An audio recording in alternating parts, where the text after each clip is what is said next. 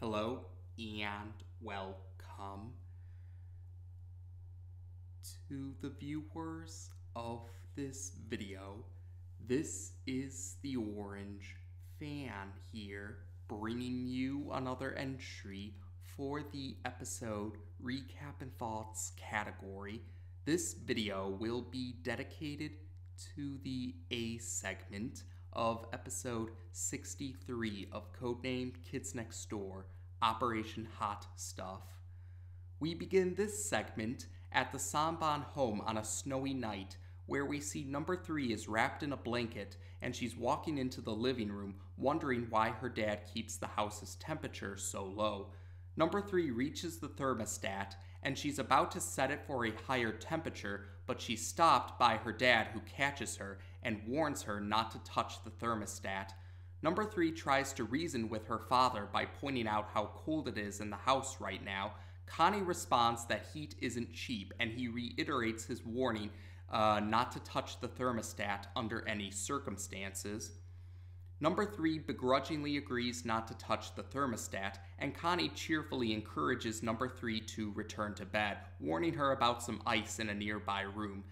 After Connie leaves the room, however, the thermostat's temperature drops even lower, and number 3 decides to ignore her father's warnings and proceeds to raise the temperature of the thermostat.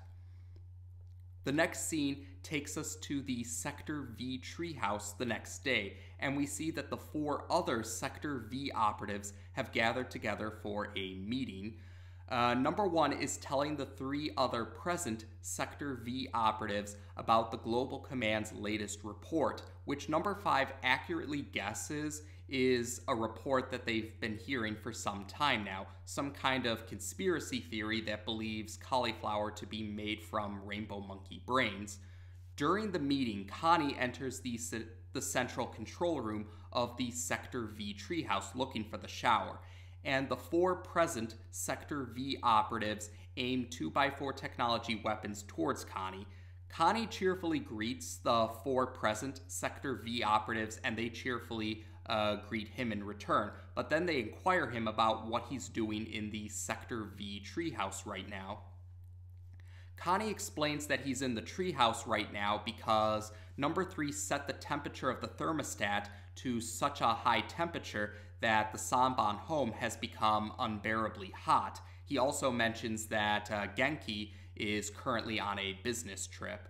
And number 1 questions Connie about why he doesn't just lower the temperature of the thermostat, and Connie responds that that the temperature is so high that he can't get anywhere near the thermostat. That's how hot it is, according to Connie.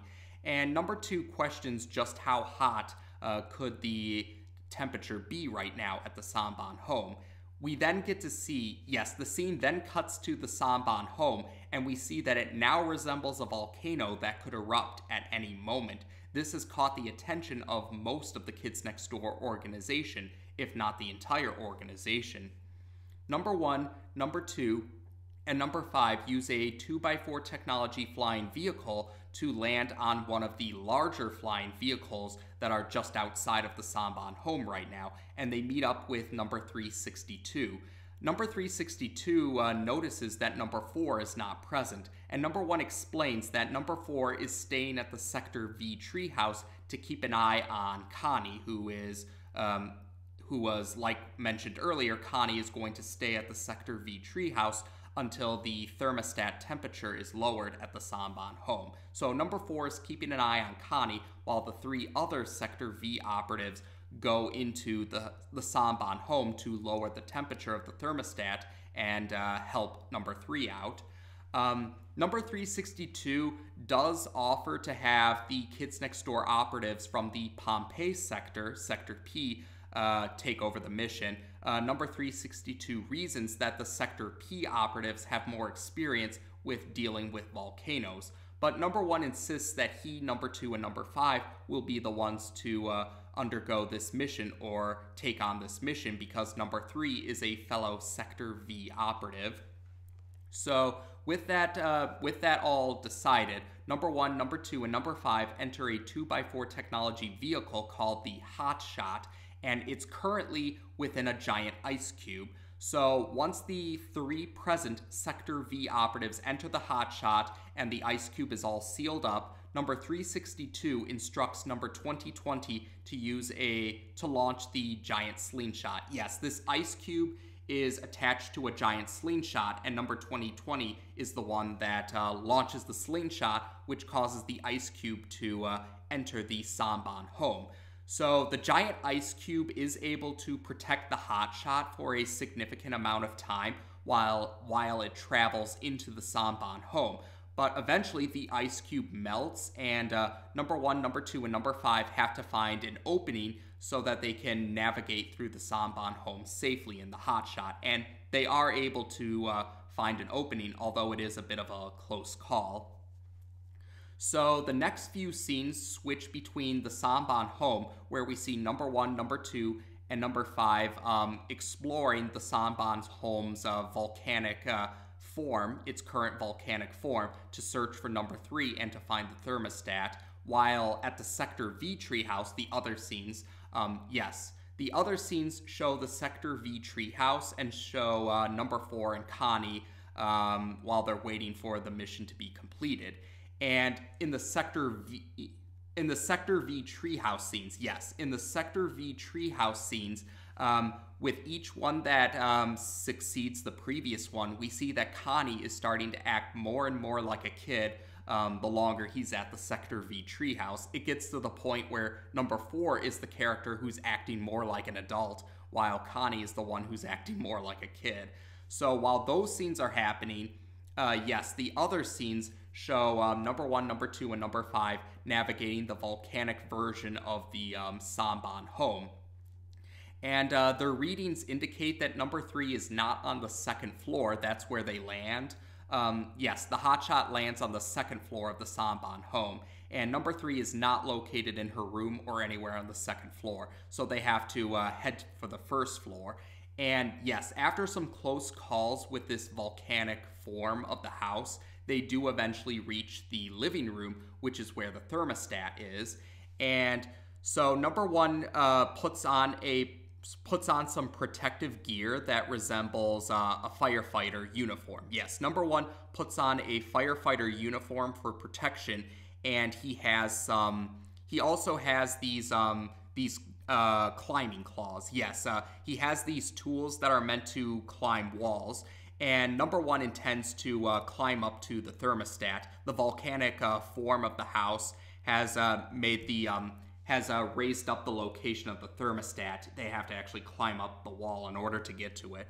But just when number 1 has just started to climb the wall, number 3 makes her appearance known. And yes, number 3 is in the living room, and she now has a fiery appearance to her. Yes, she has fangs now. Her eyes and her hair now resemble flames, and her skin tone resembles hot temperatures. So yes, number 3 even has fire powers now. And number 3 warns them not to touch the thermostat. Number 5 tries to reason with number 3, pointing out that if they don't lower the temperature, then this volcanic version of the Sanban home will erupt.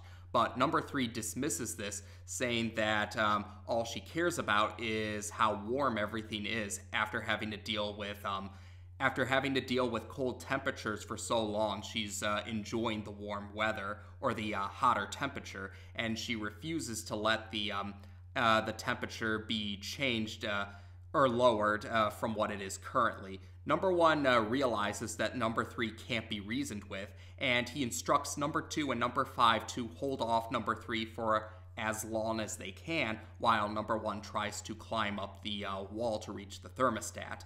So number 2 and number 5 use 2x4 technology weapons that use ice cream as ammunition in order to slow number 3 down. And yes, they do manage to slow number 3 down a bit, but eventually number 3 is able to overpower them.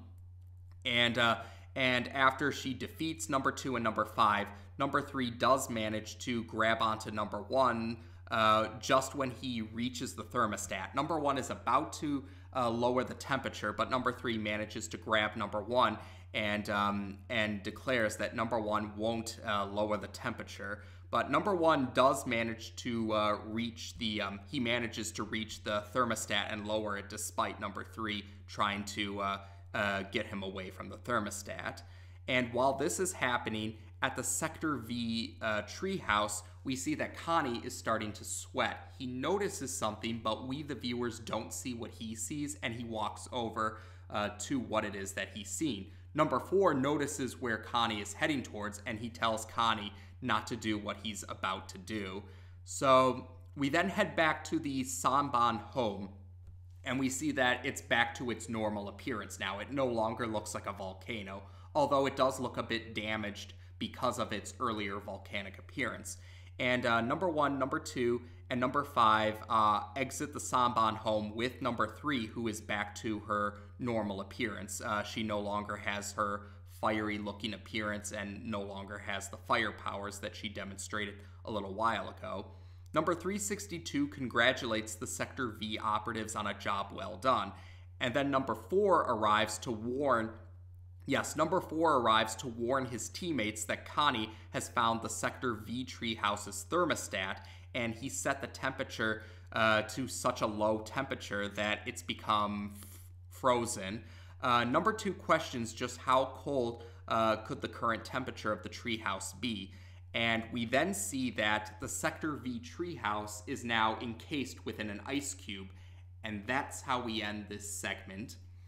So there you go. We actually got ourselves another segment that features the Sanban home. And it's pretty amusing because the previous episode's B segment, Operation Spankenstein, had featured the Sanban home. So it was pretty cool. We got to see the Sanban home again, and to a greater extent compared to the previous segment. And yes, we also did get an explanation for. Yes, I did like how they did address where Genki was during this situation, because number three and her dad, Connie, were the only members of the Sanban family who appeared in this segment. And we actually already do have explanations for why Mushi and Genki aren't in the Sanban home. In this segment, Connie confirmed that Genki is on a business trip right now, and we saw in Operation Spankenstein that Mushi has escaped with King Sandy elsewhere, so that explains why Mushi wasn't there. So I did think that was it was a nice attention to detail. That's what I'm trying to get at. Yes, they managed to address where the other Sanban family members were, so that we weren't left hanging about where they were or what their reactions to the situation was, because yeah, Mushi and Genki weren't there, so they wouldn't know what went down. And it was pretty amusing to see Connie actually react to some of the weirdness that's going on, because usually some of the adults, the civilian adults, the non-villain adults, or even the parents of the Sector V operatives, or most of the parents, kind of just act kind of indifferent or oblivious to the weird stuff that goes on. So Connie actually reacting to the weird stuff that went on was a pretty nice touch, I thought. And yes, continuing with Codename Kids Next Door's usual tradition of taking a mundane situation and presenting it in an over-the-top manner, that was the case here in this segment. In the case of this segment, it was that whole don't touch the thermostat situation.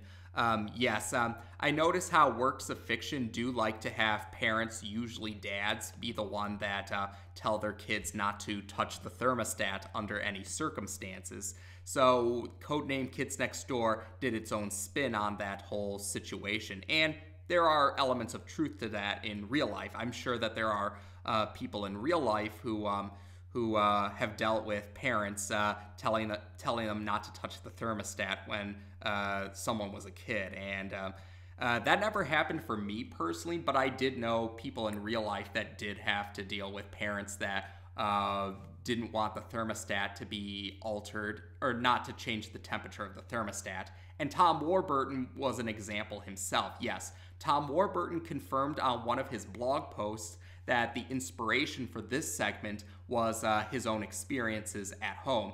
He said that, yes, according to this blog post, Tom Warburton said that his dad's warnings about not touching the thermostat convinced the kid version of Tom Warburton that that raising the temperature of the thermostat would lead to the house becoming a volcano that could erupt at any moment. So that was the inspiration for this segment. And yeah, I thought that was pretty amusing. It's always an interesting detail how real life can inspire creators or storytellers. I always think that's pretty cool how storytellers are inspired by their real life experiences and they figure out ways to present those experiences in ways that you wouldn't normally imagine.